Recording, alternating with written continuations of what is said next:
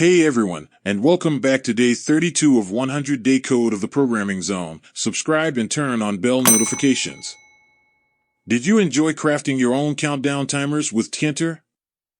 Well, hold on to your hats because we're about to take things to the next level. Today, we're diving into the world of drop-down menus and checkboxes. Think personalized options, interactive choices, and building apps that truly respond to your needs. Part 1. Unleashing the drop-down menu.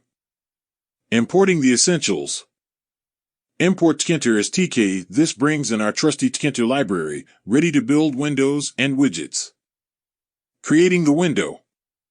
Window equals tk.tk. This opens up our magical window, the stage for our interactive elements. Conjuring the drop-down menu. Options equals option 1, option 2, option 3. This creates a list of options for our menu. Variable equals tk string var window. This creates a special container to hold the chosen option. Dropdown equals tk option menu window. Variable options. This casts the spell to create the drop-down menu. Dropdown.pack. This places the menu on the window, ready for action. Part 2. Checking things off. Creating the checkbox.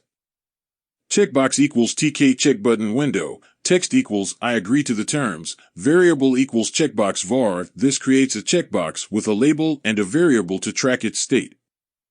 Checkbox.pack. This puts the checkbox on the window for users to interact with. Part 3. Making it interactive. Selected option equals variable.get. This gets the currently selected option from the drop-down menu. Is checked equals checkbox var.get. This checks if the checkbox is ticked or not. Remember, drop-down menus and checkboxes are powerful tools for making your Tkinter apps more engaging and user-friendly. Use them to gather preferences, offer choices, and create dynamic experiences that adapt to your users' needs. The possibilities are endless, so experiment and have fun. Now that you've mastered drop-downs and checkboxes, get ready to add even more interactivity to your apps in our next adventure, creating dialog boxes and pop-ups in Tkinter. We'll explore how to display messages, ask questions, and provide feedback to users, making your apps even more engaging.